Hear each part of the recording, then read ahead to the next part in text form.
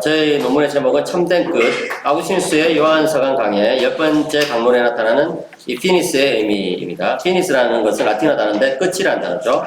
26페이지입니다. 거기 제일 위에 보시면 인용문이 있는데 그리스도께로 오십시오. 거기서 모든 완성의 끝을 보게 될 것입니다. 요한서강 강의 10장 5절에 나오는 부분인데요. 자, 밑에 내용들을 쭉 읽어가면서 하도록 하겠습니다.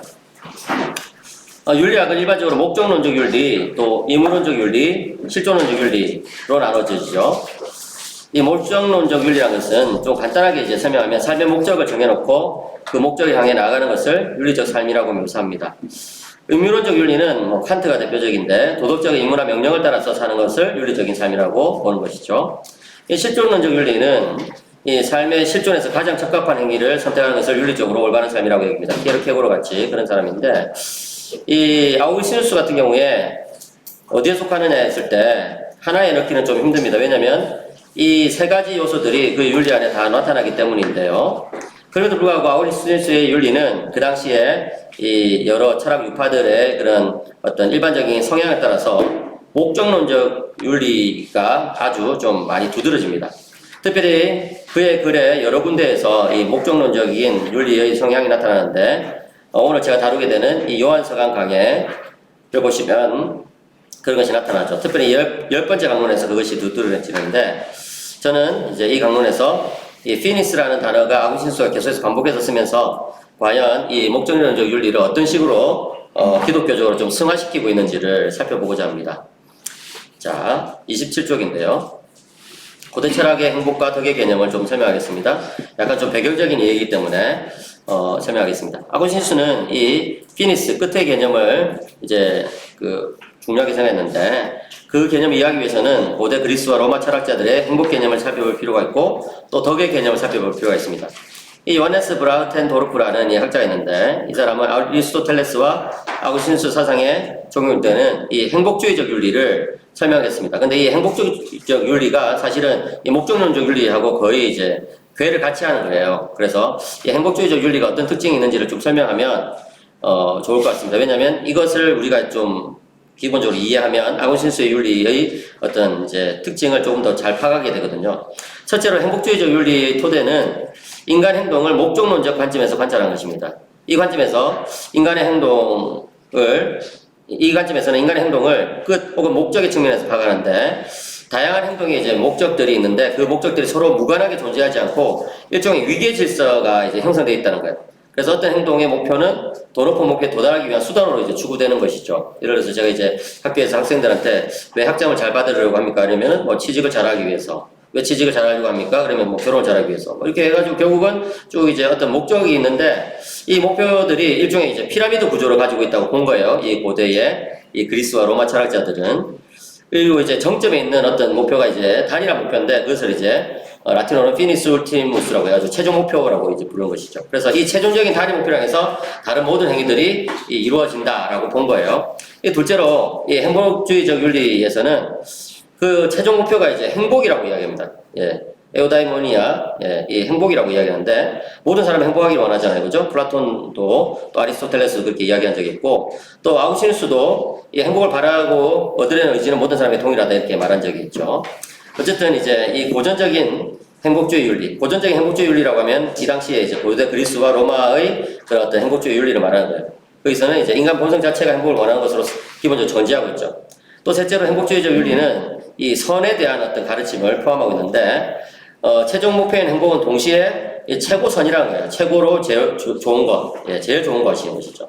그래서 어떤 결국은 이제 이 최고로 좋은 이 행복에 도달하기 위해서 과연 무엇을 해야 되느냐 했을 때, 그 행복에 적게 기여하는 선은 하위의 선이 되고, 행복에 많이 기여하는 선은 상위의 선이 되는 거예요. 그래서 아까 이제 스토아학파 뭐 이렇게 이야기했는데, 스토아학파 같은 경우는 이 무정령, 그러니까 그 감정에 휘둘리지 않고 감정 자체가 없는 상태, 이게 이제 최종 목적점이라고 한다면은 어떻게 하면 거기에 이제 갈 수 있을지를 막 여러 가지 이야기를 하면서 점점점 빌드업을 해간다는 거예요. 그죠? 목사님들이 이제 자기 설교를 이렇게 할 때 점점 빌드업 해가지고 이제 주제로 쭉 나가는 것처럼, 그래서 예를 들어서 뭐 스토아학파 같은 경우는 뭐 사람 어차피 죽기 마련이니까 뭐 내 딸이 죽은 것은 뭐 그런 어쩔 수 없는 자연적인 일이야. 이런 식으로 이제 빌드업 해가지고 결국에는 이 무정점을 유지하려고 하거든요.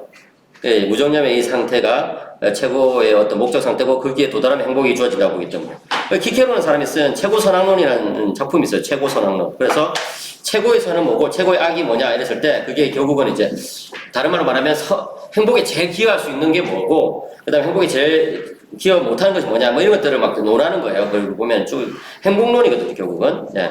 그럼 넷째로 행복주의 윤리는 인간의 본질을 이제 늘 이렇게 추구하는데 인간이 어떤 본질을 가졌는지 이런 것들을 정한 다음에 그 본성에 맞게 살아야 된다. 뭐 이런 식으로 또 이야기를 하고 있어요.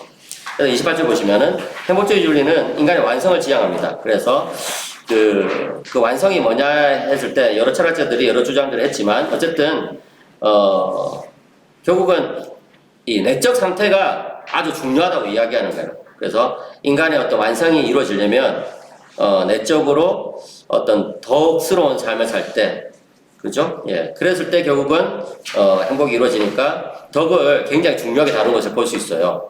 그리고 또 정신의 완성은 어떤 내적인 통일성, 조화, 평화 이런 것들로 이어진다 이런 것이죠.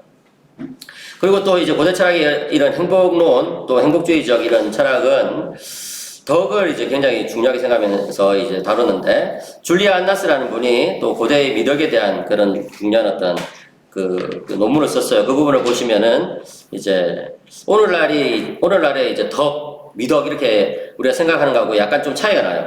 그러니까 미덕은 그 당시 이제 고대 그리스 로마인들의 그런 세상에 따르면 미덕은 성품이라는 것이죠. 그 실천을 통해 형성된 행동의 습관인데 굉장히 숙고하고 결단하는 성품이기 때문에 그냥 뭐 어쩌다 보니까 형성된 그런 습관은 결코 아니고 계속 이제 연습해가지고 계속 이제 고민하고 연습하고 판단하고 이렇게 해가지고 이제 형성된 이 성품 이게 이제 덕이거든요. 그래서 그 미덕을 형성하려면은 이제 어떤 뭐 역할 모델 그러니까 누군가를 이제 또 상정해가지고 어떤 역할을 하는 그런 상정해가지고 우리가 계속 훈련해야 된다 이렇게 말하는 사람도 있고 아리스토텔레스처럼 또 규칙과 원칙을 정해가지고 그걸 계속 훈련해야 된다 이렇게 말하는 사람도 있어요. 스토아크처럼 어쨌든 이 미덕론의 핵심은 이제 덕스러운 사람이 되는 것인데 윤리적인 문제에 대해서 스스로 생각하는 법을 배우는 것이죠. 그래가지고 덕스러운 사람은 삶의 모든 어떤 정황 속에서 상황 속에서 또 영역 속에서 아주 잘 살아내는 사람 네, 이런 사람이라고 볼 수 있는 것이죠. 예. 그러니까 이제 우리는 지혜가 있다고 해가지고 꼭 용기가 있다고 볼 수 없고 또 용기가 있다고 해서 꼭 절제가 있다고 볼 수 없는데 고대 사람들의 이 덕 이론에서는 이 통합적이기 때문에 미덕이 지혜로운 사람은 용기 있기 마련이고 용기 있는 사람은 절제를 하기 마련이고 이것이 다 이제 잘 돼 있는 사람은 우리는 이제 정의로운 사람이고 이런 식으로 해가지고 아주 좀 뭐랄까 통합적인 인간론을 제시한 것을 볼 수 있어요. 저는 이게 어떻게 보면 이제 AI 시대 또 챗GPT 시대를 살아가는 우리들에게 굉장히 좀 중요한 그런 배울 거리를 제시한다고 보는데 챗GPT가 제공하는 어떤 그런 그 지식이라는 것은 굉장히 단편적이고 어떤 특정 영역에서만 통하는 그런 어떤 지식이라고 한다면은 이 고대인들은 굉장히 좀 전인적인 인간을 추구했다는 거예요. 예. 근데 이제 제가 말씀드리고 싶은 것은 이 아구스티누스 같은 경우는 이제 교부죠. 예. 4세기와 5세기를 살았던 교부. 예. 아구스티누스는 이런 고대의 어떤 행복주의 이론 또 덕 이런 것들을 이제 가지고 오면서도 그것을 이제 성경을 가지고 또 기독교 신학을 가지고 더 승화시켰다는 거예요. 그것이 어떻게 이루어지는지를 제가 오늘 요한서간 강해 아구스티누스가 쓴 이 요한 1서에 대한 이제 그 설교거든요. 이것을 가지고 좀 설명하려고 합니다. 자, 3번을 보시면 아구스티누스 요한서간 강해를 보시면은 부활절 절기를 기념해가지고 이제 10개의 강론을 했어요. 10번 설교를 한 것이죠. 그 이제 연도는 한 407년쯤이라고 추정이 됩니다. 근데 이제 제목이 원래는 파르티아인들에게 보내는 요한서간 강해인데 파르티아 지역은 오늘날 이란이잖아요. 이란과 거의 근처거든요. 그래서 왜 하필이면 이 지역에 보냈느냐 이 설교집을 정확하게 알 수는 없어요. 근데 어쨌든 중요한 것은 이 설교집의 이 주제는 사랑이라는 거예요. 사랑. 그래서 어떤 사람들은 왜 특별히 또 사랑을 강조하냐 했을 때 도나투스파라는 이 역사적 맥락이 있거든요. 도나투스파는 간단히 말하면은 배교했다가 돌아온 사람들은 절대 받아주면 안 된다. 이렇게 이제 좀 강경하게 이제 이야기를 했던 사람들이에요. 그래가지고 결국에는 이 보편교회를 떠난 사람이죠. 공교회를 떠난 사람들인데 아우슈스는 도나투스파가 너무 사랑이 없다. 그래서 이제 이 요한서강 강해를 통해 가지고 도나투스파의 어떤 그런 문제를 비판하면서 이제 교회를 다시 좀 새롭게 하려고 하는 그런 의도가 있었다고 이제 보는데, 그렇게 본다면은 이제 이 작품에 굉장히 유명한 말이 있거든요. 28쪽 밑에서 둘째 줄에 보시면 사랑하십시오. 그리고 당신은 원하는 대로 하십시오. 이게 굉장히 유명한 말이에요. 예, 딜리기 에드워드 리스팍이라고 이제 사랑하라 그리고 원하는 대로 하라 이 말이 굉장히 유명한데, 이것도 이제 도나투스파의 맥락에서 보자면은 사랑하면 뭐든지 다 할 수 있다 이런 개인적인 자유에 대한 어떤 진술이 아니라 사랑이 얼마나 중요하냐, 예, 이것에 대한 어떤 강조다. 그래 특별히 그것을 잘 하지 못했던 도나투스파에 대한 비판이다 이렇게 말하는 사람도 있는 것이죠. 저는 이제 이 요한서강 강해를 그런 어떤 앵글로 읽는 것은 맞다고 생각합니다. 기본적으로 요한서강 강해가 도나투스파를 비판하는 그런 어떤 관점이 있어요. 그렇지만 참 이런 위대한 어떤 작품일수록 여러분 다양한 앵글로 접근할 수 있잖아요. 그래서 저는 또 다른 해석학적 렌즈를 적용하고 싶은데 그건 뭐냐면은 이제 아우구스티누스의 이 요한서강 강해는 고대의 어떤 행복론 또 동론 이런 것에 대한 이제 아구스티누스의 어떤 응답이라는 것이죠. 예. 그러니까 아구스티누스의 어떤 성경 해석은요, 굉장히 독특한데 그 안에는 어떤 문사철, 다시 말해서 문학과 역사와 철학 이런 것들이 굉장히 통합적으로 들어가 있으면서 성경을 가지고 답변을 하면서 이제 쭉 풀어나가는 그런 것을 볼 수 있어요. 오늘날 이제 사실은 팀켈러 목사님의 어떤 그런 설교나 이런 것들 보시면은 그 안에 뭐 굉장히 이제 다양한 어떤 이제 사상도 들어가 있고 아주 이제 많은 것들 다루잖아요, 그분이. 그래서 아구스티누스도 제가 봤을 때는 굉장히 통합적인 어떤 사상으로서 설교의 그런 것들을 이제 녹여냈다고 볼 수 있는 건데, 그럼 한번 살펴보겠습니다. 먼저 이제 제가 요한일서 5장 1, 2, 3절 설교이기 때문에 이게 요한일서 5장 1, 2, 3절 제가 우리말로 된 성경을 읽겠습니다. 예수께서 그리스도이심을 믿는 자마다 하나님께로부터 난 자니 또한 나으신 이를 사랑하는 자마다 그에게서 난 자를 사랑하니라. 우리가 하나님을 사랑하고 그의 계명들을 지킬 때에 이로써 우리가 하나님의 자녀를 사랑하는 줄을 아느니라. 하나님을 사랑하는 것은 이것이니 우리가 그의 계명들을 지키는 것이라. 그의 계명들은 무거운 것이 아니로다. 예, 1, 2, 3절이에요. 자, 요한서강 강의 이 10번째 강론은 이 강의의 마지막 결론인데요. 요한일서 5장 1절. 이제부터는 제가 이제 아구스티누스의 그 번역을 그냥 그대로 라틴에서 번역한 겁니다. 예수께서 그리스도이심을 믿는 자마다 하나님으로부터 난 사람입니다 라는 것을 해석하면서 아구스티누스는 먼저 믿음과 사랑의 연결성을 강조합니다. 그러면서 이제 아주 중요한 비유를 가지고 오는데 길과 목적지 비유를 이제 가지고 오는 것이죠. 오늘 우리 황원아 박사님께서 또 이제 나는 길이요 진리요 생명이다 뭐 이렇게 이야기를 하셨는데, 오늘 우리의 발표는 다 황원아 박사님의 이 논문 안에서 모르고 있는 것 같아요, 다들. 네. 네. 감사합니다. 네. 워낙 이제 예언의 능력이 뛰어나신 분이시라 가지고 그런지 모르겠는데, 자, 이 길과 목적지 비유 나오는데요. 아구스티누스가 이렇게 설교합니다. 그대는 믿기 전에도 달려가고는 있었지만 길을 벗어나 달리면서 목적지에 도달하기는커녕 헤매고 있었습니다. 우리는 달려야 하지만 길 안에서 달려야 합니다. 길을 벗어나 달리는 사람은 헛되게 달릴 뿐만 아니라 오히려 고생을 위해 달리는 것입니다. 잘못을 저지르는 만큼 길에서 벗어나 달리게 됩니다. 그렇다면 우리가 달려야 할 길은 무엇입니까? 그리스도께서 말씀하셨습니다. 나는 길이다. 우리는 어떤 고향을 향하여 달려야 합니까? 그리스도께서 말씀하셨습니다. 나는 진리다. 그대는 그분을 통하여 달리고 그분을 향해 달리며 그분 안에서 쉬게 됩니다. 라고 이렇게 이제 설교를 한 것이죠. 그러니까 아구스티누스는 그리스도가 길이며 진리라는 이 성경 구절에서 목적지가 되시는 그리스도께 이르는 길 역시 또 그리스도다 이렇게 이제 설명을 하는 거예요. 이어서 그는 이제 5장 1절의 하반절, 또한 나으신 분을 사랑하는 모든 사람은 그분에게서 나신 분도 사랑합니다라는 구절을 이제 강설하면서 또 한 번 믿음과 사랑을 연결시킵니다. 그러니까 아구스티누스의 머릿속에서는요, 이 믿음 있는 사람은 반드시 사랑으로 나가게 돼 있다는 거예요. 아까 우리 김영태 박사님이 이제 그 은혜의 어떤 순환성 이런 것에 대해서 이야기했는데, 저는 조금 아구스티누스 연구자로서 한 가지 아쉬운 건 뭐냐면, 아구스티누스는 너무 은혜의 일방성을 강조하고 은혜의 절대성을 강조했다 이런 식으로 많이 이제 알려져 있거든요. 근데 제가 봤을 때는 아구스티누스도 역시 어떤 은혜의 어떤 순환성, 은혜를 받은 사람은 반드시 그에 따라서 행하게 되어 있다는 것들을 좀 강조한 면이 있어요. 그래서 김은태 박사님이 아구스티누스 너무 비판하지 않으셨으면 좋겠습니다. 좀 부탁드려요. 저는 아구스티누스가 비판받을 때마다 제가 마치 비판당하는 것처럼 굉장히 마음이 아프고 쓰리거든요. 네. 이것을 이제 곧장 이렇게 이제 성부를 사랑하는 사람은 성자를 사랑한다는 뜻으로 이제 간단하게 해석하고서 5장 2절과 연결시키는 것이죠. 그러면서 그 안에서 우리는 하나님의 아들들을 사랑한다는 것을 알게 됩니다. 그러니까 이제 아구신수가 여기서 굉장히 중요한 사상을 말하는데 하나님의 아들들은 하나님의 아들의 몸이기 때문에 그러니까 우리 성도들은 성자의 몸이기 때문에 이 성자를 사랑하는 사람들은 반드시 하나님의 아들들 다시 말해서 이 성도들을 교회를 사랑할 수밖에 없다고 가르친 거죠. 이것을 전체 그리스도 사상이라고 이제 학자들은 명명합니다. 30쪽입니다. 토투스 그리스도 사상인데요.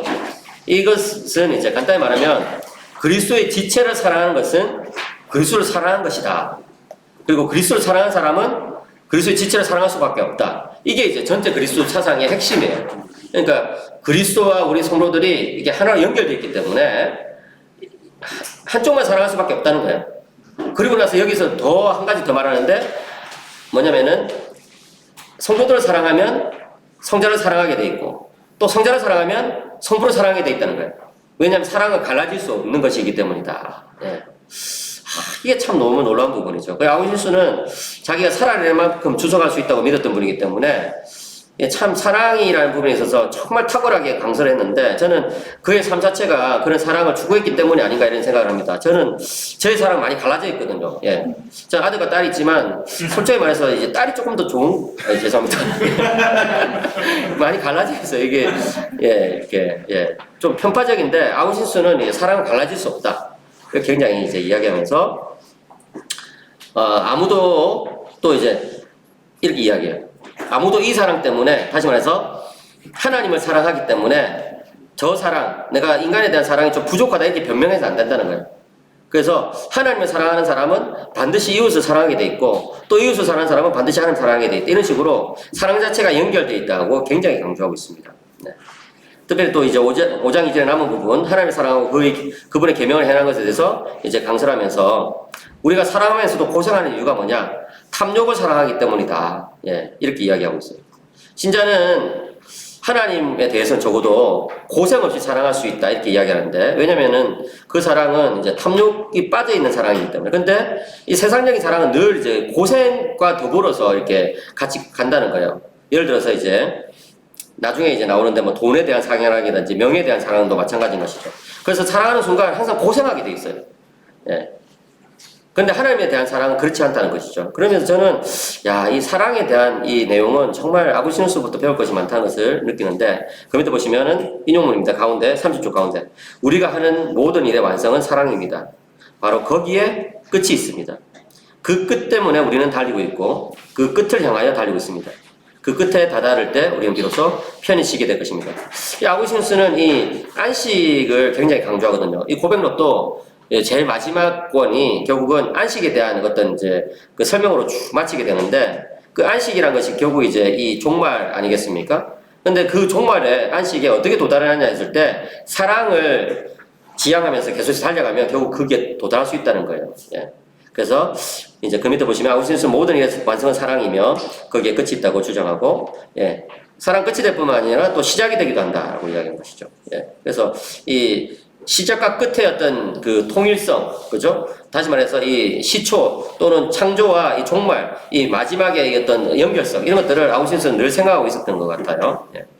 아구스티누스의 고백부터 사실은 보면 이제 그 앞부분에 이 주님 안에서 우리를 지으셨기 때문에 주님 안에서 시기까지 우리 마음 쉬지 못합니다 하면서 안식에 대해서 이야기하고 또 마지막도 안식에 대해서 끝나거든요. 그러니까 이 안식에 대한 생각이 굉장히 중요한데 그 안식이 어떻게 도달하냐 했을 때 우리는 사랑을 통해서 도달하는 것이죠.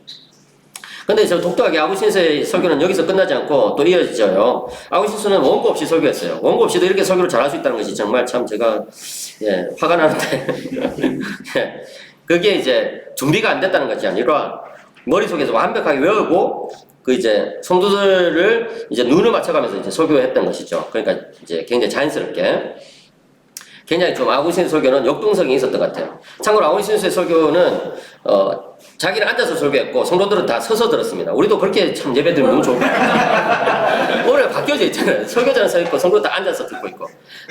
근데 아구스티누스는 그 반대로 그렇게 했습니다. 참고로 한번 시도해 보세요. 제가 시켰다고 말하지 말고. 근데 이제 여기서 갑자기 또 시편 119편 96절을 들고 와요. 나는 모든 완성의 끝을 보았습니다. 그래서 이제 아구스티누스는 이 구약과 신약을 연결시키면서 또 설교를 많이 했는데 요한일서 5장 1, 2절을 설교하기 위해서는 이 시편 119편 96절이 반드시 또 필요하다고 생각했던 것이죠. 그러면서 이제 산과 등정의 비유를 가져와요. 그래서 그리스도가 산이십니다. 또 그리스도에 올라가야 됩니다. 이렇게 이야기해요. 31절 보겠습니다. 그리스도께서 산이십니다. 그리스도께 오십시오. 거기서 모든 완성의 끝을 보게 될 것입니다. 그 끝이란 무엇입니까? 바울에게 물어보십시오. 계명의 끝은 깨끗한 마음과 바른 양심과 진실한 믿음에서 나오는 사랑입니다. 또 다른 곳에서는 사랑은 율법의 완성입니다. 라고 하였습니다.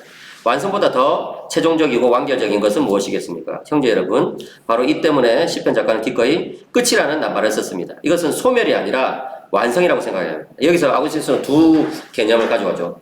소멸되어서 끝나느냐, 아니면 완성돼서 끝나느냐. 그래서 비유를 가지고 옵니다. 내가 빵을 끝냈다라고 했을 때, 빵을 이제 소멸시켜버려가지고 끝낸 것이죠. 그런데 내가 옷을 만드는 것을 끝냈다고 했을 때는 옷을 이제 완성시켰기 때문에 끝낸다는 것이죠. 그래서 아구시스는 두 가지 끝이 있다는 거예요. 우리 인생에는 이게 소멸돼가지고 정말 허무하게 끝나는 그런 어떤 끝이 있는가 하면은 정말 완성돼가지고 어떤 작품이 이루어져가지고 이제 끝나는 그런 이제 끝이 있다는 것이죠. 저는 이것을 보면서 아구시누스가 성도들에게 이제 전달해 주려고 했던 메시지가 바로 이런 거구나. 소멸이 아니라 완성이다. 예. 세상의 모든 끝은 굉장히 허무하고, 그죠? 호황되고 소멸되지만, 이 성경이 말하는 이제 끝은 정말 멋지게 이제 완성되는 그런 끝이란 거예요. 네. 그 밑에도 이제 인용을 읽겠습니다. 그리스도께서 끝이라는 말은 무엇일까요? 그리스도께서는 하나님이시고, 계명의 끝은 사랑이며, 하나님이 사랑이시라는 뜻입니다. 아버지와 아들과 성령께서는 한 분이시기 때문입니다. 여기가 바로 그대의 끝이고 다른 곳은 길입니다. 길에 머물러 있지 마십시오. 끝에 달아들지 못할 것입니다. 그대가 다른 어느 곳에 도착하더라도 끝에 달하기까지는 그저 지나치십시오. 끝은 무엇입니까? 하나님께 가까이 있음이 저에게는 좋습니다. 그대가 하나님 가까이 머물면서 여정을 끝내면 그때 본향에서 영원히 머물게 될 것입니다. 결론적으로 보자면 아구시누스는 끝은 바로 사랑인데 그 사랑은 어떤 추상적인 개념이 아니라 그리스도이고 삼위체 하나님이시다. 하나님이 사랑이시니까, 그죠? 그러니까 여기서 굉장히 어떤 그 사랑의 개념이 어떤 추상화되지 않고 바로 그리스도 또는 삼위일체 이런 식으로 하나님께로 나가는 것을 우리는 볼 수 있습니다. 그러면서 이제 적용을 해요. 아구시누스의 그 설교의 중요한 특징은 이렇게 해석해놓고 구체적으로 적용을 한다는 점이거든요. 네. 그리고 또 그 적용을 자기에게도 적용합니다. 그걸 한번 살펴보겠습니다. 적용점이 돈, 건강, 명예, 칭찬이에요. 오늘의 사람들이 다 추구하는 것을 벌써 1600년 전에 사람들도 다 추구하고 있었구나 하는 것을 우리는 알 수 있는데, 첫째로 진짜는 돈이 끝이 되게 해서는 안 된다고 그는 적용합니다. 돈을 인생의 끝으로 삼고 사랑하면 탐욕에 사로잡히게 되죠. 탐욕이란 쇠고랑에 발이 묶여 더는 나가지 못하게 됩니다. 둘째로 건강도 마찬가지네요. 육신의 건강을 찾더라도 선행을 행하는데 병이 지장을 주지 않도록 하는 그런 목적 안에서 이제 건강을 추구해야 되지, 건강 자체가 인생의 목적이 되면 실망하게 된다는 거예요. 몸의 건강에는 결국은 뭐 죽어 없어지는 것이기 때문에 그런 것이죠. 그래서 건강 자체를 너무 또 목표로 삼아서는 안 된다. 또 셋째로 명예도 마찬가지예요. 명예를 찾을 때도 하나님 마음에 들기 위해서 구해야 되는 것이지, 명예 자체를 사랑하고 거기에 머물고자 하는 것은 다시 말해서 명예를 끝으로 삼으면 안 된다는 거예요. 칭찬도 마찬가지예요. 하나님의 칭찬을 찾는 것은 잘하는 것인데 자기 자신에 대한 칭찬을 구한다면 끝을 향해 나가는 것이 아니라 오히려 길가에 머무는 것이다, 이렇게 이야기하면서 이것을 자기에게 적용해요. 보세요, 여러분. 이 31쪽의 첫 번째 이제 그 인용문. 그대가 좋은 설교를 하면 그대의 설교가 칭찬받습니까? 그 설교가 그대의 것인 양 자랑하지 마십시오. 거기에 목적이 있지 않습니다. 거기에 목적을 둔다면 그대도 끝장나버릴 것입니다. 그대가 완성되어 끝나는 것이 아니라 소모되어 끝나는 것입니다. 그러므로 칭찬도 지나치십시오. 예. 저희 이 말을 읽으면서 제가 이제 설교 요즘 하면서 막 성도들이 은혜 받았습니다 하면 뭐 굉장히 막 너무 기쁘고 제가 막 대단한 일을 한 것처럼 착각하면서 살았는데 찔리더라고요. 굉장히 많이 찔리더라고요. 근데 여러분, 아구스티노스는 지금 성도들을 대상으로 지금 이제 이야기를 하고 있지 않습니까? 그런데 하필이면 설교라는 어떤 화두를 꺼낸다는 것은, 이것은 많은 학자들이 동의한 것처럼 이 설교를 자기에게 이제 적용하고 있다는 거예요. 그러니까 저는 기독교 설교의 어떤 중요한 특징 중에 하나가 뭐냐면은 이 설교자 자신을 설교 안으로 개입시키는 그런 것이라고 생각하거든요. 여러분, 그 보시면은 사도 베드로가 그 사도행전의 설교를 이제 쭉 하다가 갑자기 우리가 이 일의 증인이라 이렇게 이야기하면서 이 자기 자신들을, 그렇죠? 자기 자신을 설교에 막 개입시켜버리고 실존적으로. 저는 이런 설교가 굉장히 오늘날 좀 중요한 설교라고 생각합니다. 예, 왜냐면 오늘날 이제 많은 사람들이 뭐 이제 챗GPT의 시대가 되면은 이제 설교문도 다 챗GPT가 만들어주고, 그죠? 저도 많이 이제 좀 써봤는데, 예, 때로는 쓸만한 것도 있더라고요. 진짜 솔직하게. 예, 그랬는데, 그 문제는 뭐냐면은 설교자 자신이 실존적으로 그 안에 들어가는 것은 챗GPT가 흉내낼 수가 없잖아요. 왜냐면 챗GPT는 AI고 기계이기 때문에. 그래서 그 사도 베드로도 그렇고 사도 바울도 사실은 그 설교 안에 자기를 개입시킬 때가 굉장히 많거든요. 그죠? 자기 어떤 이야기를 좀 한다든지 고생했던 이야기들. 그다음에 이제 아우시누스도 갑자기 설교자는 자기밖에 없는데 지금 다 해중인데 그죠? 이런 이야기를 한다는 것은 자기 자신에게 지금 설교를 하고 있구나 하는 것을 좀 느낄 수 있었던 것이죠. 좀 이제 시간이 없으니까 넘어가겠습니다. 예, 그 밑에 이제 인용을 읽겠습니다. 우리는 아직 여정에 있기 때문에 어디에 가든지 끝에 도달할 때까지는 다 스쳐 지나가야 합니다. 그렇지만 그분께서 나타나시면 우리도 그분처럼 되리라는 것을 알고 있습니다. 그분을 있는 그대로 뵙게 될 것이기 때문입니다. 이것이 끝입니다. 거기에는 완전한 참여가 있고 힘없는 알렐루야가 있을 것입니다. 위에서 제시되는 끝은 하나님처럼 되는 것이고 하나님 보는 거예요. 그러니까 이제 신격화 이런 것들이 또 끝이라고 이야기하는 것이죠. 그때 되면 온전한 참여와 예배가 이루어진다고 이야기합니다. 예. 다시 말해서 이제 아구신수가 기독교적 가르쳐 보면 사용, 우티, 향유, 프루이를 또 구분하거든요. 사용이란 뭐냐면 다른 어떤 상위 목적을 향해서 어떤 대상과 관련성을 맺는 것입니다. 예를 들어서 제가 책을 쓴다 하면 책을 왜 쓰냐 했을 때 하나님께 영광을 돌리기 위해서 이런 어떤 목적이 이제 책 쓰는 것 자체가 목적이 아니라 하나님께 영광 돌리는 것이 더 상위 목적이잖아요. 그러면 이제 내가 책 쓰는 이 일을 사용하고 있는 거예요. 예. 향유는 뭐냐면은 그 대상 자체가 목적이 되는 거예요. 그렇기 때문에 아우구스티누스 뭐라고 말하냐면 이 세상 전체에서 오직 하나님만 향유의 대상이 된다 이렇게 이야기하거든요. 그래서 돈이나 건강이나 명예나 칭찬이나 그 외의 모든 것들은 하나님을 향유하기 위해서 사용해야 된다고 이야기하는데 바로 이 끝에 대한 논의도 마찬가지라고 우리는 알 수 있죠. 그래서 이 로안 윌리엄스라고 이제 영국의 유명한 신학자가 있는데 그분이 이 아우구스티누스가 이 사용과 향유라는 이런 어떤 이야기를 초기 신학에서는 좀 이야기했지만 이제 이후에는 이런 개념을 좀 포기했다 이런 이야기를 한 적이 있어요. 근데 저는 이 용어 자체는 좀 오해를 할 수 있기 때문에 왜냐면 내가 하나님의 영광을 위해서 내 아내를 사용한다.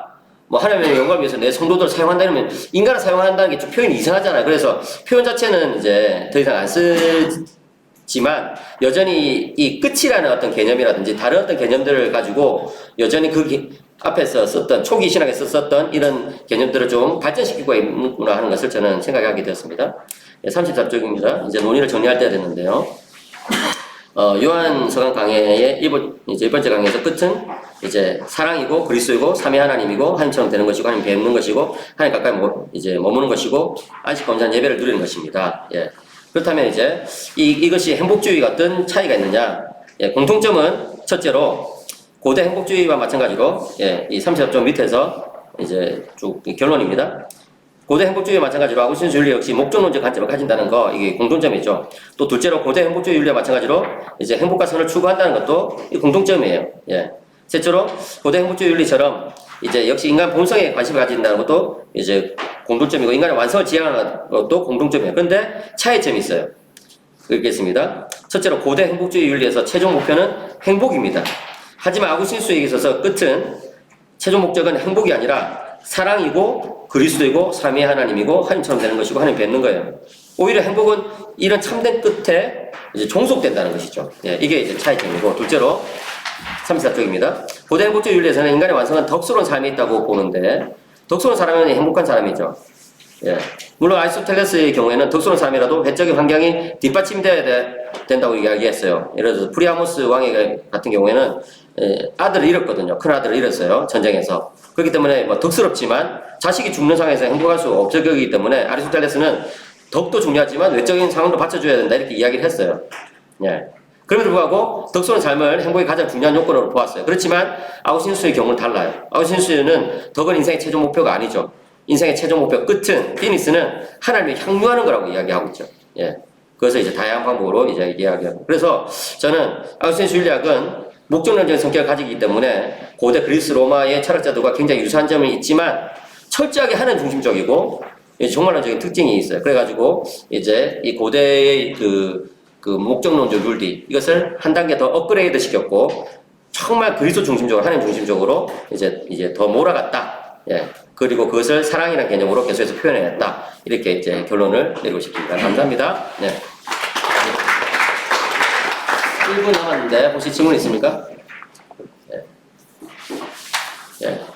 우리 또 뭔가 좀 계속 저분은 진짜 왜 또마다 이제 끝은 김영태 박사예요. 끝은. 질문하세요. 네, 감사합니다. 저희 아웃스티너스가 안 묘합니다. 아, 네, 고맙습니다. 예. 예. 그러면 이제 저도 안 묘하겠습니다. 보다 보니까 이제 로마서 10장 4절이 이제 인용되는데, 예. 사람 거기서도 이제 바울도 이제 그리스도가 율법에 이제 텔로스라고 하죠. 텔로스. 그렇죠. 텔로스를 이제 그냥 마침으로 하니까 개혁개정에는 그게 이제 마침이라고 되어 있는데, 예. 이게 사실 그걸 완성으로 이제 여기 보면 아우스피스에서 예. 그 구절을 이제 완성이라고 완성을 본 거죠. 예. 그래서 그걸 보면 사실 지금도 이제 거기에 대해서 약간 해석이 좀 갈릴 수가 있잖아요. 텔로스가 그냥 뜻으로 볼 건지, 예. 얘는 이제 약간 완성이나 뭐 보울 이런 걸로 볼 건지, 그게 이제 또 로마서 13장 10절에 그렇죠. 또 그리스도가 아니라 사랑의 율법이 완성이다. 예. 근데 그때 완성은 또 좀 다른 단어를 쓰고 있어요. 플레노마 같은데. 예. 그래서 이제